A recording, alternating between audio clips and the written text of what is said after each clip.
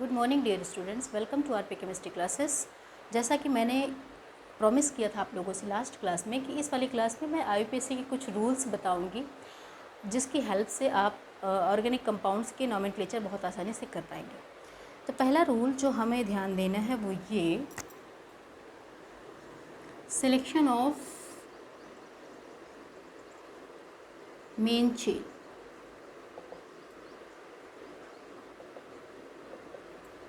Selection of main chain या principal chain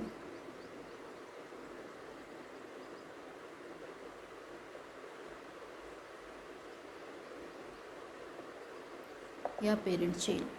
ठीक है, पहली चीज़ जब हम आईयूपीएसी करना स्टार्ट करते हैं तो सबसे पहली चीज़ जो हमें ध्यान देनी चाहिए वो ये कि हम पेरेंट चेन किसको माने और क्यों माने।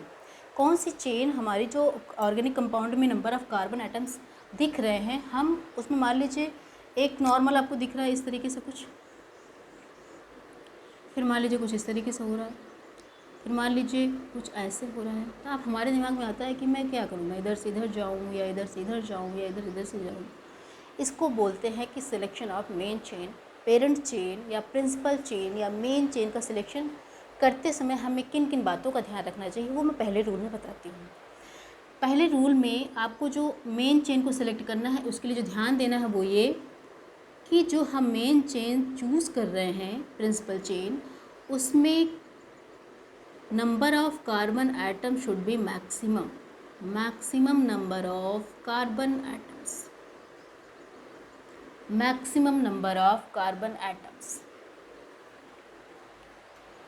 ठीक है, maximum number of carbon atoms होने चाहिए जो भी हम चेन चूज़ करने जा रहे हैं। मेन चेन जिसको मैं मानने जा रही हूँ कि ये हमारी पेरेंट चेन होगी, ये हमारी प्रिंसिपल चेन होगी, उसको चूज़ करने के लिए जो मैंने पहली शर्त रखी है कि उसमें number of carbon atom maximum होने चाहिए।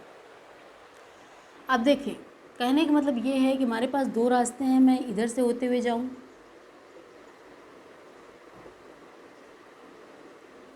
या फिर इधर से मैं गई 8 कार्बन मिल गए, इधर से आए तब भी आपको 8 ही मिलने वाले हैं। लेकिन एक रास्ता यहाँ भी तो है, 6 के बाद 7, फिर 8, फिर 9।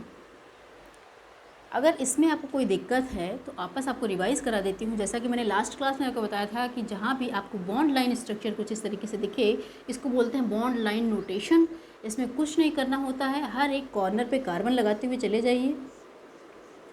4, 5, 6, 7, 8, फिर 6 के ऊपर वापस कार्बन, है ना, वापस कार्बन, वापस कार्बन, इस तरीके से स्ट्रक्चर है। अब इन सब का इनकी बैलेंसी कंप्लीट करा दो।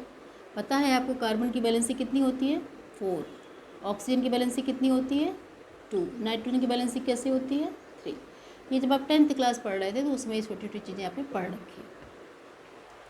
ठीक है, कार्बन 4 होनी चाहिए, बनी है, मैंने 3 हाइड्रोजन लगा दिए।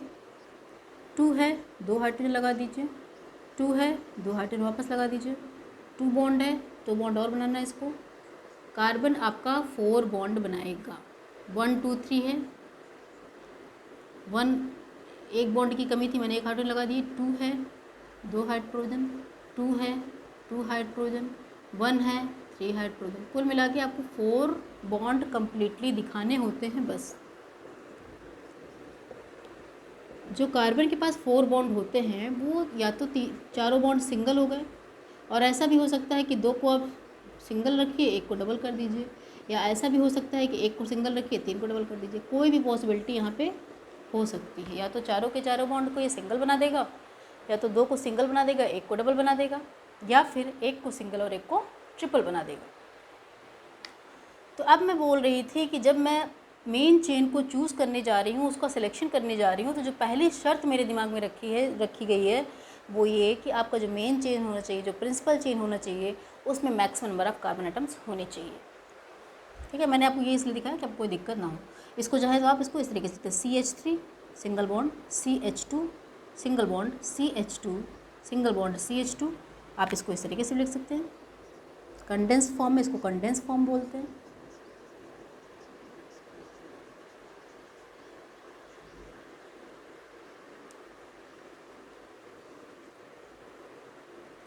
है ना, ठीक है। इसमें अगर आपको दिक्कत है तो आप प्लीज़ एक मैसेज डाल दीजिएगा कमेंट बॉक्स में, और मैं देख लूँगी अगर आपको कुछ भी प्रॉब्लम इसमें आती है तो उसको अच्छे से मैं वापस करा दूँगी। मैं यहाँ पे चुपी से नेमिंग करा रही हूँ, उसके रूल्स बता रही हूँ, तो इसमें भी इन सब चीज़ों को बहुत ज़्यादा टाइम नहीं दे पा रही हूँ। तो मैंने कहा maximum number of carbon atoms, मेरे पास ये ऑप्शन था कि मैं यहाँ तक गई, maximum number of carbon atoms मिल गया। तो अगर मैं यूँ जाती हूँ तो मुझे 8 कार्बन मिलता है, अगर मैं इस तरीके से जाती हूँ तो मुझे 9 कार्बन मिलता है। तो ऑब्वियस सी बात है कौन सी नंबरिंग सही होगी, ये वाली। मतलब पेरेंट चेन हम किसको मान के चलेंगे, इस वाले को। Maximum number of carbon atoms इसमें 9 मिल रहे हैं और इसमें 8 मिल रहा था। तो पहला चीज़ मैंने किया वो maximum number of carbon atoms होने चाहिए। देन सेकेंड रूल बोलता है, सेकेंड रूल मतलब सेकेंड पार्ट, फर्स्ट रूल का सेकेंड पार्ट बोलता है। पहला तो ये बोला कि जब आप प्रिंसिपल चेन चूज़ करिए तो उसमें maximum number of carbon atoms रखिए। देन बोलता है मैक्सिमम नंबर ऑफ सब्स्टिट्यूएंट्स होने चाहिए, मैक्सिमम नंबर ऑफ सब्स्टिट्यूएंट्स होने चाहिए। मतलब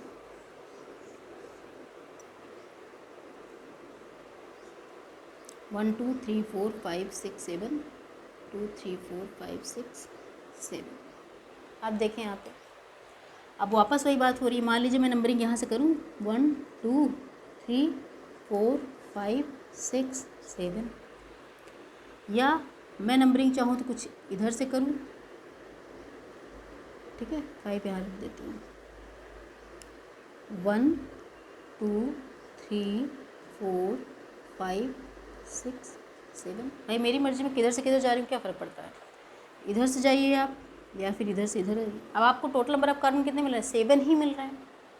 तो पहला जो रूल था कि number of carbon atom maximum होनी चाहिए, उसमें तो कोई दिक्कत नहीं, क्योंकि अगर मैं ये रूट लूँगी तब भी 7 कार्बन मिलेंगे, और अगर मैं ये रूट पकड़ूंगी तब भी 7 कार्बन मिल रहा है, तो इसमें कोई दिक्कत नहीं है। दिक्कत क्या आ रही है, सेकेंड पार्ट इसका कहता है कि सब्स्टिट्यूएंट्स मैक्सिमम होने चाहिए। मतलब यहाँ पे अगर आप देखिए तो यहाँ पर अगर ये आप ये नंबरिंग लेते हैं, है ना, ये वाली, तो ये अगर आप इसको पेरेंट चेन मानते हैं, सॉरी यहाँ पे नंबरिंग जैसी भी कोई बात नहीं हो रही, अगर मैं इसको पेरेंट चेन मानती हूँ तो हमारे पास जो सब्स्टिट्यूएंट मिल के आ रहा है वो ये आ रहा है। सब्स्टिट्यूएंट मतलब पेरेंट चेन से डायरेक्टली अटैच जो भी आपको ग्रुप दिख रहा है, जो भी आपको ब्रांच दिख रही है, वो सब्स्टिट्यूएंट्स हो गया, ठीक है। इसको इसकी ब्रांच बोल दिया आपने। तो यहाँ पे सिर्फ आपको एक सब्स्टिट्यूएंट्स मिल रहा था थर्ड नंबर पे, लेकिन अगर मैं नंबरिंग कुछ इस तरीके से कर रही थी, इधर आ रही थी 5 6 7 इधर आ रही थी, तो देखिए यहाँ पे जब 6 to 7 आप जा रहे थे तब भी आपको एक ग्रुप मिल रहा है सब्स्टिट्यूएंट की तरह, और थर्ड पर भी आपको एक ग्रुप मिल रहा है। ये ग्रुप ही तो हुआ। अगर आप इसको पेरेंट चेन मानते हैं, ये इसको आप पेरेंट चेन मान लेते हैं, तो इस वाले नंबर पे ये जो साइड में लगा है ये आपका सब्स्टिट्यूएंट हो गया, और इस वाले नंबर पे जो आपको साइड में लगा है वो सब्स्टिट्यूएंट हो गया। और जब आप इधर से इधर जा रहे थे तो सिर्फ आपको एक ही लाइन दिख रही है ना यहाँ से, तो एक ही सब्स्टिट्यूएंट हो गया। तो कहने का मतलब जब हम ये वाला रूट फॉलो करते हैं तो हमारे पास 2 सब्स्टिट्यूएंट मिल के आ रहे हैं, और जब हम ये वाला रूट फॉलो कर रहे थे तो हमारे पास एक ही सब्स्टिट्यूएंट मिल रहा था। तो ये बोलता है कि जब आप पेरेंट चेन या फिर प्रिंसिपल चेन को जब आप चूज़ कर रहे हैं तो उसमें इसको ध्यान दीजिए कि अगर पॉसिबिलिटी है ज़्यादा से ज़्यादा सब्स्टिट्यूएंट्स इंक्लूड होने की, तो हम उसी रूट को फॉलो करेंगे या उसी को प्रिंसिपल चेन मानेंगे जिसमें सब्स्टिट्यूएंट्स ज़्यादा हों। तो हम किसको मानने वाले हैं, इसको। मतलब हम पेरेंट चेन किसको मानेंगे, इसको नहीं मानेंगे, इसको मानेंगे, क्योंकि इसमें 2 सब्स्टिट्यूएंट्स मिल रहे थे। तो maximum number of carbon atoms हो गया और मैक्सिमम नंबर ऑफ़ सब्स्टिट्यूएंट्स हो गया। देन आपको क्या ध्यान देना है, देन आपको ध्यान देना है कि जो आप पेरेंट चेन को चूज़ कर रहे हो उसमें maximum number of multiple bonds हो। ऐसा ना हो कि हम नंबर ऑफ़ कार्बन एटम को बहुत ज़्यादा देख रहे हैं, मतलब हर एक रूल को आप फॉलो कर रहे हो। अभी तक आपने नंबर ऑफ़ कार्बन एटम को मैक्सिमम करके देखा, फिर सब्स्टिट्यूएंट्स को देखा, अब आप इसी के थर्ड पार्ट में आ रहे हो कि हम पेरेंट चेन को चूज़ करते समय हमें और क्या ध्यान में रखना है कि जो मल्टीपल बॉन्ड का मतलब डबल बॉन्ड या फिर ट्रिपल बॉन्ड, इनको हमें नेग्लेक्ट नहीं करना है। जैसे मान लीजिए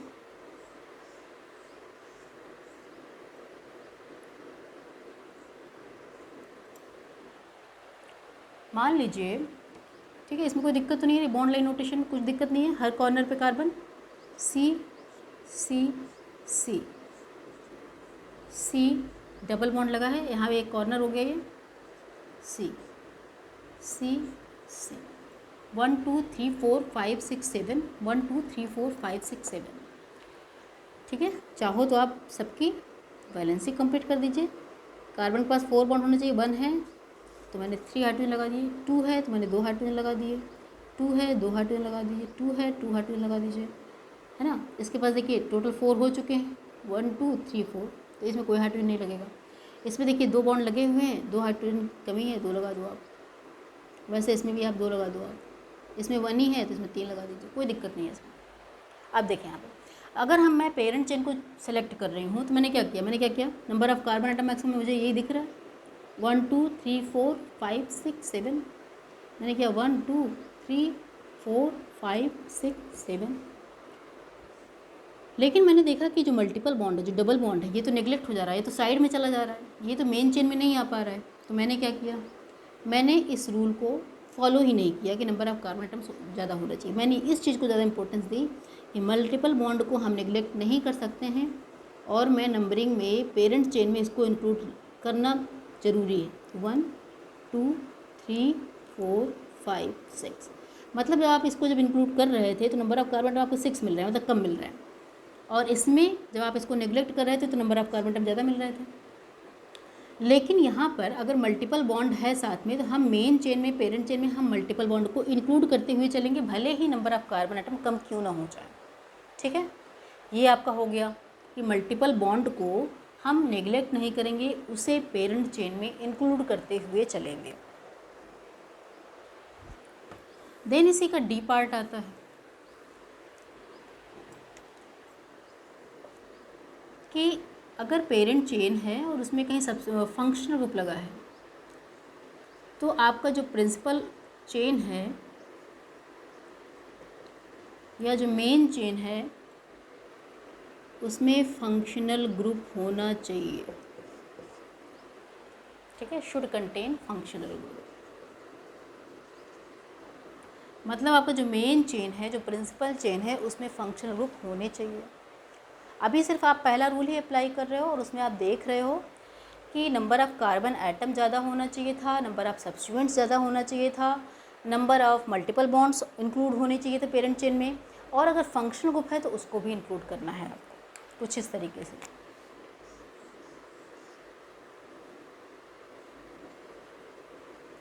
वापस वही बात हो रही है, 1 2 3 4 5 6 कार्बन का चेन मिल रहा है, बट ये क्या बोल रहा है कि भाई आपको फंक्शनल ग्रुप को इंक्लूड करते हुए चलना है।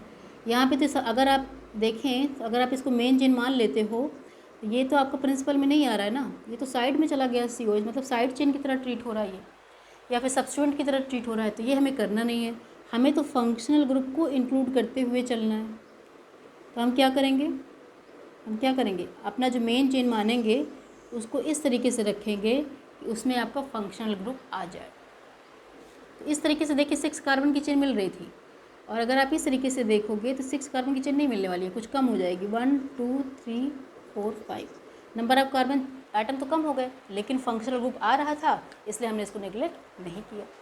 तो कुछ नहीं था इसमें, आपने सिर्फ यही देखा कि हमें जब पेरेंट चेन को सिलेक्ट करना होता है तो हमें क्या क्या बातें ध्यान में रखनी होती है कि नंबर ऑफ़ कार्बन आइटम ज़्यादा से ज़्यादा हो तो बहुत अच्छी बात है, उसके बाद सब्स्टिट्यूएंट ज़्यादा आ जाए तब भी बहुत अच्छी बात है। लेकिन अगर मान लीजिए कि हमारा जो मल्टीपल बॉन्ड है, नंबर ऑफ़ कार्बन आइटम ज़्यादा रखने के चक्कर में अगर हमें मल्टीपल बॉन्ड को नेग्लेक्ट करना पड़ रहा है तो ये गलत है, ये नहीं करना है। हमें मल्टीपल बॉन्ड को पेरेंट चेन में इंक्लूड करते हुए ही चलना है, और इसी तरीके से फंक्शनल ग्रुप को भी पेरेंट चेन में इंक्लूड करते हुए चलना है, भले ही इसके लिए नंबर ऑफ़ कार्बन आइटम कम क्यों ना हो जाए, ठीक है। ये आपका फर्स्ट रूल था। फर्स्ट रूल में मैंने आपको बताया कि आपको प्रिंसिपल चेन को या मेन चेन को या पेरेंट चेन को सिलेक्ट करते समय किन बातों का ध्यान रखना होता है। देन इसी के सेकेंड पार्ट पे आती हूँ, ठीक है। ये सेकेंड रूल है कि आप नंबरिंग कैसे करोगे, रूल्स फॉर नंबरिंग।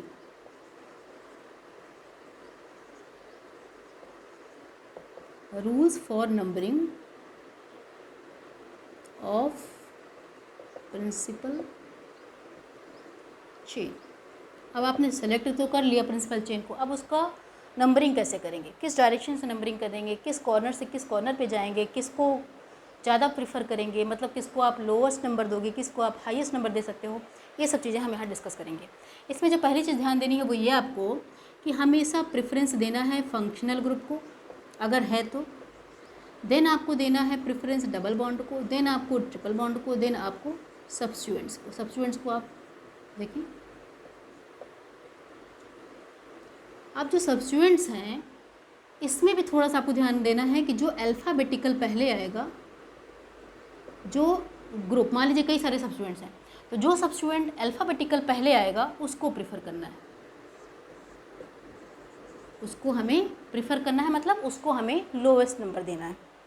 बहुत आसान है, ध्यान रखना है सिर्फ ये कि नंबरिंग करते समय हमें फंक्शनल ग्रुप को प्रेफरेंस देना है, उन्हें हमें कम से कम नंबर देना है। उसके बाद डबल बॉन्ड को, उसके बाद ट्रिपल बॉन्ड को, उसके बाद सब्स्टिट्यूएंट्स को।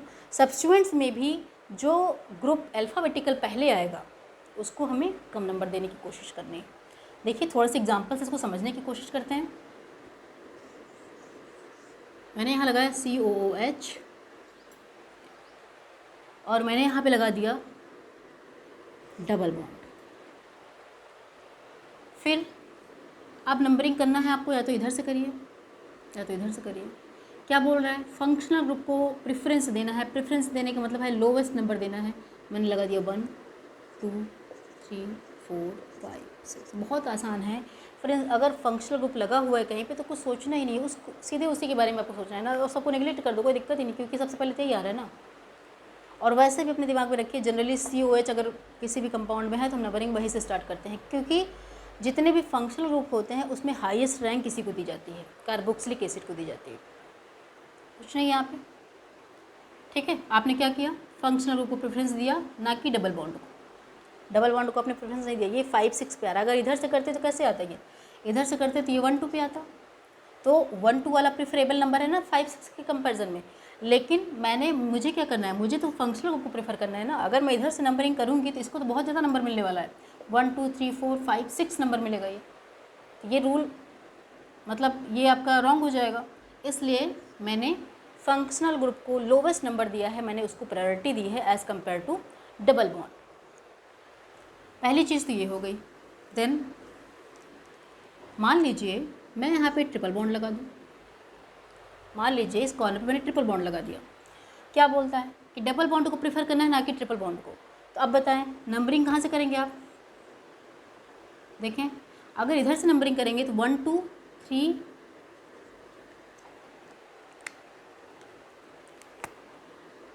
और 4 और 5 और 6, मतलब आपका जो डबल बॉन्ड है इसको 1 2 नंबर मिल रहा है, और जो ट्रिपल बॉन्ड है इसको 5 6 नंबर मिल रहा है। अब बताएं डबल बॉन्ड को हमें प्रेफर करना है, मतलब डबल बॉन्ड को हमें कम से कम नंबर देना है, तो हमारी यही नंबरिंग सही होगी ना। अगर इधर से करेंगे तो इसको 1 2 मिलेगा और इसको 5 6 मिलेगा। तो रूल क्या बोलता है कि डबल बॉन्ड को प्रेफर करना है ना कि ट्रिपल बॉन्ड को।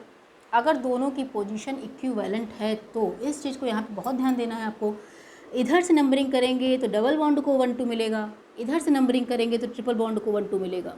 समझ में आ रहा है ना, मतलब यहाँ से नंबरिंग कर रही हूँ तो डबल को 1 2 मिल रहा है, और इधर से कर रही हूँ तो ट्रिपल को 1 2 मिल रहा है। कहने का मतलब दोनों कॉर्नर से अगर मैं इधर से जाती हूँ या इधर से जाती हूँ तो इक्विवेलेंट पोजीशन दोनों को मिल रही है। तो उस समय मैंने किसको प्रीफर किया, डबल बॉन्ड को। बट अगर मान लीजिए कोई ऐसा केस हो जाए, अब देखें यहाँ पे ये जो कॉर्नर था यहाँ डबल बॉन्ड नहीं है, मतलब 1 2 पे डबल बॉन्ड नहीं है, लेकिन 1 2 पे ट्रिपल बॉन्ड है। अब देखो आप, अगर मैं यहाँ से नंबरिंग करती हूँ 1 2 3 4 5 6, बहुत आसान है, कुछ नहीं है इसमें। देखें डबल बॉन्ड, देखिए अब डबल बॉन्ड को अभी तक तो मैं क्या बोल रही थी कि भाई डबल को प्रेफर करना है, ठीक है, इसको 2 3 मिल रहा है तो ठीक है मुझे इसको प्रेफर करना चाहिए। लेकिन मैंने ये भी कहा ना, इधर से जाने पर अगर इसको 1 2 मिल रहा है और इधर से जाने पर 1 2 मिल रहा था तो तब मैंने डबल को प्रेफर किया था। लेकिन यहाँ पे देखिए, यहाँ पे इक्विवेलेंट पोजीशन तो नहीं है ना। अगर आप इधर से जाते हो तो इसको 1 2 मिल रहा है, लेकिन अगर आप इधर से जाते हो तो इसको 1 2 नहीं मिल पा रहा है। इस चीज़ को आप समझ पा रहे हैं। इधर से जब मैं जा रही हूँ तो इसको 1 2 पोजीशन नहीं मिल पा रही डबल बॉन्ड को। डबल बॉन्ड को कौन सी पोजीशन मिल रही है, 2 3 मिल रही है, और इसको मिल रही है 5 6।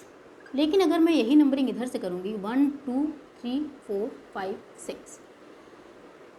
तो इसको मिल जाएगा 1 2, है ना, मिल जाएगा 1 2, और इसको मिल जाएगा 3 4 5 4 5।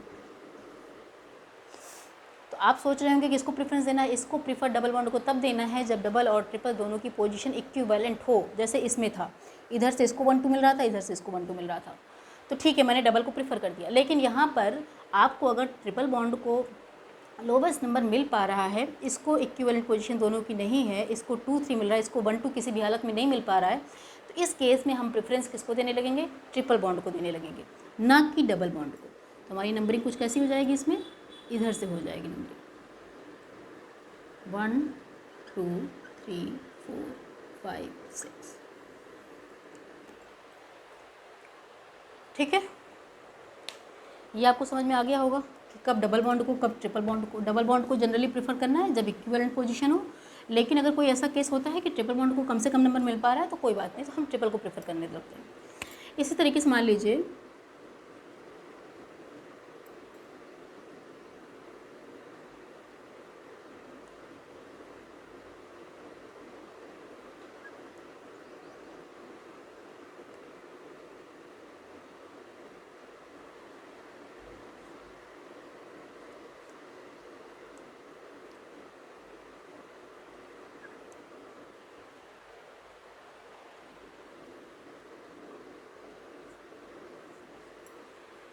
लीजिए हमारे पास सब्स्टिट्यूएंट में ये है और ये है, ठीक है। अभी मैं पेरेंट चेन वगैरह चूज़ करने वाली बात नहीं कर रही हूँ, मैं सिर्फ ये आपको बोल रही हूँ कि मान लीजिए ऐसा कोई केस होता है कि हमारे पास सब्स्टिट्यूएंट्स में मेथिल है और एथिल है। मैं इसको आपको समझाने की कोशिश कर रही हूँ, अल्फ़ाबेटिकल ऑर्डर की जो बात कर रही थी। अगर मैं इधर से नंबरिंग करती हूँ तो इसको 2 मिलता है, इधर से नंबरिंग करती हूँ तो इसको 2 मिलता है, और इसको इधर से करती हूँ तो इसको 3 मिलने लगता है, इसको 3 मिलने लगता है। इधर से नंबरिंग कर रही हूँ तो एथिल को 2 मिल रहा है और मेथिल को 3 मिल रहा है। बट अगर मैं इधर से करती हूँ तो मेथिल को 2 मिल रहा है और एथिल को 3 मिल रहा है। तो मैंने कहा था अगर एक तरह सब्स्टिट्यूएंट हो तो अल्फ़ाबेटिकल जो पहले आ रहा है उसको हम प्रेफर करते हैं, उसको हम कम नंबर देने की कोशिश करते हैं। तो अगर इस तरीके से देखिए 2 3 सेम लोकेंट बन रहा है ना, सेम पोजीशन बन रही है 2 3 2 3। अगर ऐसा कुछ हो रहा है तब की बात हो रही है। इधर से कर रही हूँ तो इसको 2 मिल रहा है, इधर से कर रही हूँ तो इसको 2 मिल रहा है, इसको 3 मिल रहा है, इसको 3 मिल रहा है। इस केस में हम उसको कम नंबर देंगे जो अल्फ़ाबेटिकल पहले आएगा। इसका लास्ट पार्ट ये है कि अगर मान लीजिए आपके पास कुछ ऐसा कंपाउंड है,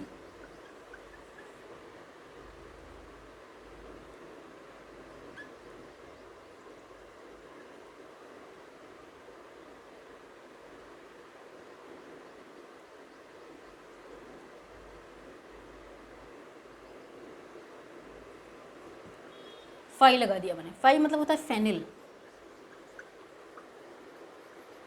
फेनिल मतलब जो बेंजीन रिंग होती है, बेंजीन जब ये ग्रुप की तरह ट्रीट, जब एक सब्स्टिट्यूएंट की तरह ट्रीट करने लगे तो इसको हम फेनिल बोलते हैं और इसको हम फाई के फॉर्म में शो कर सकते हैं। एक लास्ट रूल है कि जब हम नंबरिंग कर रहे हैं, हमारे पास कई सारे सब्स्टिट्यूएंट्स हैं, तो उस केस में देखिए हमें एक चीज़ ध्यान देना है यहाँ पे, lowest set of locants. Lowest set of locants क्या मतलब है इस चीज़ का?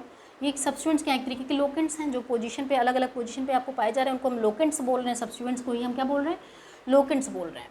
तो यहाँ पे लोवेस्ट सेट ऑफ लोकेंट्स का मतलब हुआ कि जो इनका नंबर है ना, इनका जो नंबर है, अगर हम इधर से नंबरिंग करते हैं 1 2 3 4 5 6 7 8, क्या नंबर मिल गया? इनका सेट क्या बन रहा है? एक 4 एक 5 एक 7। पहला सेट क्या मिला? 4 5 7 जब मैंने नंबरिंग इधर से की।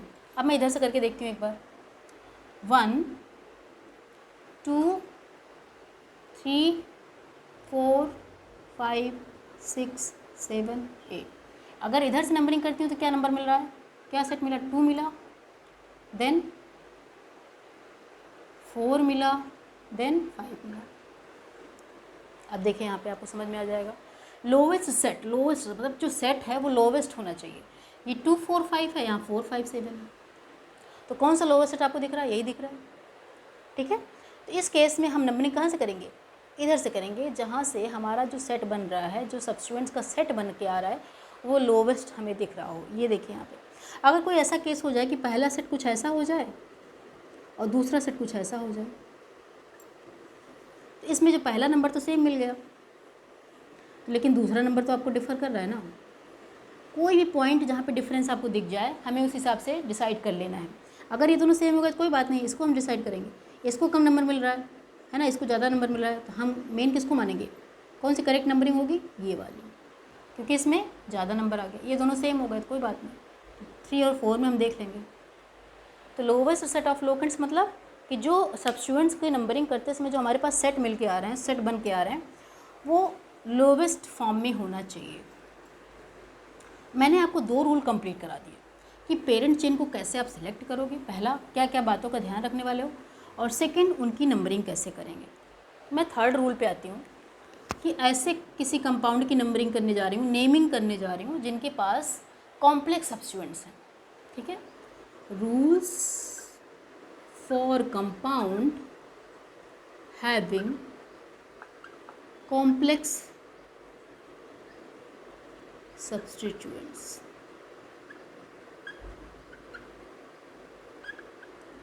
कॉम्प्लेक्स सब्स्टिट्यूएंट्स मतलब कि नॉर्मल सब्स्टिट्यूएंट्स आप जानते हैं, मेथिल हो गया, एथिल हो गया, है ना, प्रोपिल हो गया, नॉर्मल हो गया। कॉम्प्लेक्स मतलब इसमें ब्रांचिंग करा दो कुछ इस तरीके से, ये मान लीजिए आपको लगा हुआ है कहीं पे, है ना, ये ग्रुप के फॉर्म में कहीं पे लगा हुआ है, तो कॉम्प्लेक्स सब्स्टिट्यूएंट्स हो गया। मतलब जो ब्रांच चेन है उसमें भी ब्रांचिंग हो जाए तो उनको हम कॉम्प्लेक्स बोलते रहते हैं। ये तो आपका पेरेंट चेन मान लीजिए था, यहाँ पे नॉर्मल ब्रांच चेन हुआ, अब इसमें भी आप ब्रांचिंग कर दो अगर, तो ऐसे सब्स्टिट्यूएंट्स को क्या बोलेंगे, कॉम्प्लेक्स सब्स्टिट्यूएंट्स बोलेंगे। तो इनकी जो नेमिंग करते हैं, इनमें क्या रूल आपको फॉलो करना है वो देखते हैं। जैसे मान लीजिए इसी को लेकर चलती हूँ, 1 2 3 4 5 6, सब में आप बैलेंसिंग कंप्लीट करा दीजिए फटाक से।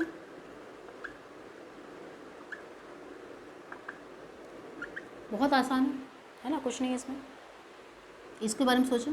कॉर्नर मतलब carbon, corner carbon carbon carbon carbon, इस कार्बन के बारे में सोचें। 4 बॉन्ड होने चाहिए, 1 2 3 4 ऑलरेडी है, कुछ भी हाइड्रोजन ऐड करना है क्योंकि 4 बॉन्ड कंप्लीट हो चुके हैं।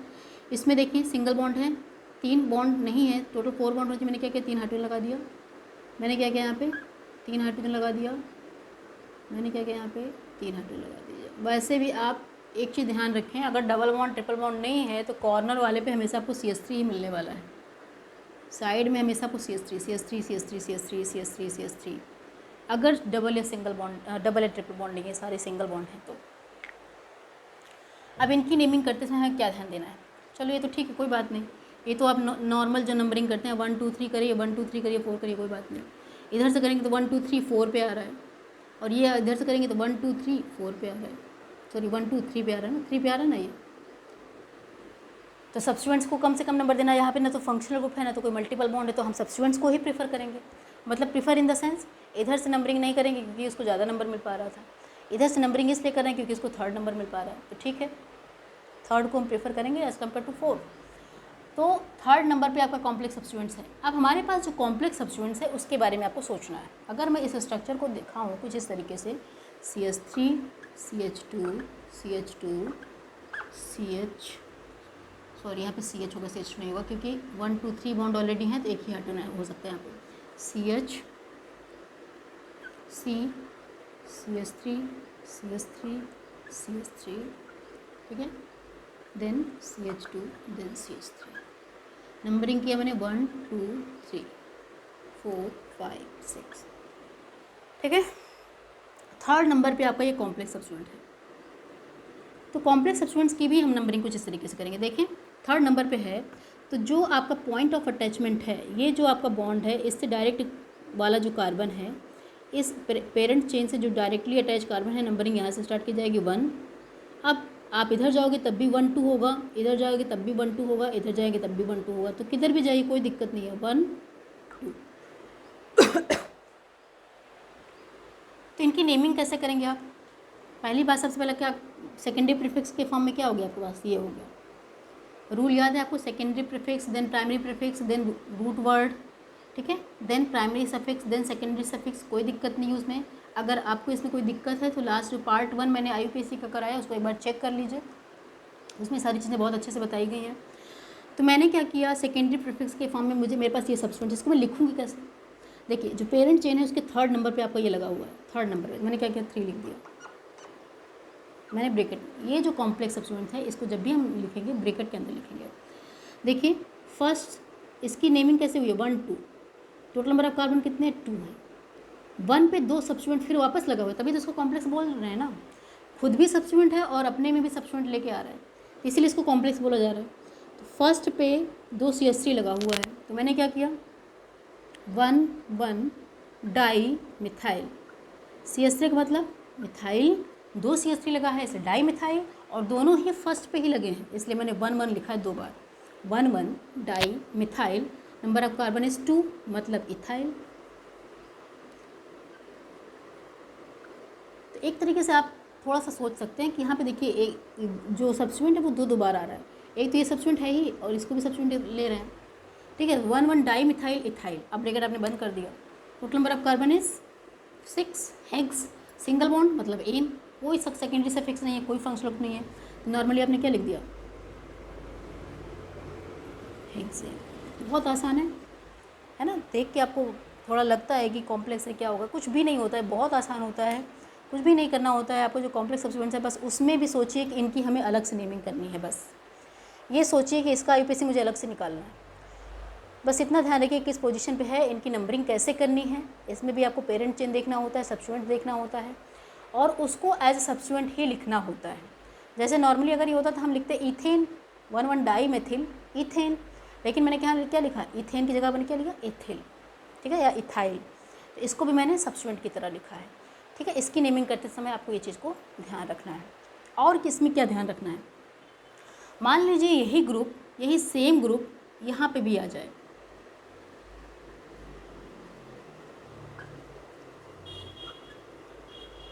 मान लीजिए यही सेम ग्रुप यहाँ पे भी आ जाए, तो अब हम क्या करेंगे, हम ये करेंगे कि आपका ये जो ग्रुप है और ये जो ग्रुप है, जैसे वहाँ पे इसके पहले आप जब सिंपल कंपाउंड आप ले रहे थे तो अगर CH3 2 बार आ रहा है तो डाई मिथाइल है ना, C2H5 2 बार आ रहा है तो डाई इथाइल कर रहे थे।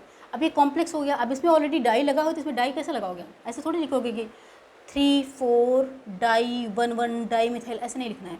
तो जब कॉम्प्लेक्स सब्स्टिट्यूएंट्स 2 या 2 से ज़्यादा बार आता है तो उसके लिए हम लिखेंगे बिस, 2 आएगा तो बिस, 3 टाइम्स आएगा तो ट्रिस, 4 टाइम्स आएगा तो टेट्राकिस, है ना, 5 टाइम्स आएगा तो पेंटाकिस, इस तरीके के वर्ड यूज़ करने हैं। तो इसको कैसे लिखोगे आप 1 2 3 4, तो क्या लिख दोगे आप, कुछ नहीं करना है आपको, क्या लिख देना है 3 4 बिस, 3 4 बिस, 3 4 बिस, बिस मतलब 2 टाइम्स आ रहा है ये, तो 3 4 बिस 1 1 डाई मिथाइल इथाइल हेक्सेन। बहुत आसान है। इसमें एक चीज़ और ध्यान देने बाद आपने 2 चीज़ें देखा कि किस तरीके से नेमिंग करनी है इनकी, और ये 2 या 3 4 जैसे भी आएंगे तो उनके लिए वर्ड कैसे यूज़ करनी है। एक चीज़ और ध्यान देनी है आपको, वो ये कि जब भी मान लीजिए कुछ ऐसा कंपाउंड है,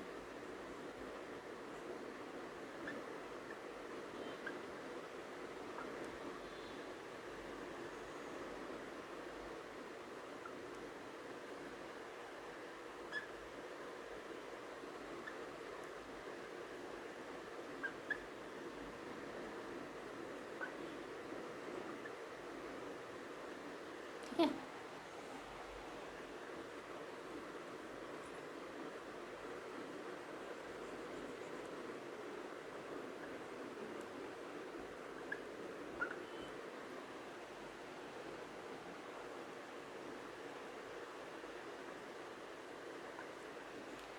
जैसे मान लीजिए कोई ऐसा कंपाउंड है, कहने का तो ये कॉम्प्लेक्स सब्स्टिट्यूएंट लगा हुआ है, इसका कॉम्प्लेक्स सब्स्टिट्यूएंट का नाम मैंने अभी लिखा ही था, क्या नाम था इसका 1 1 डाई मिथाइल,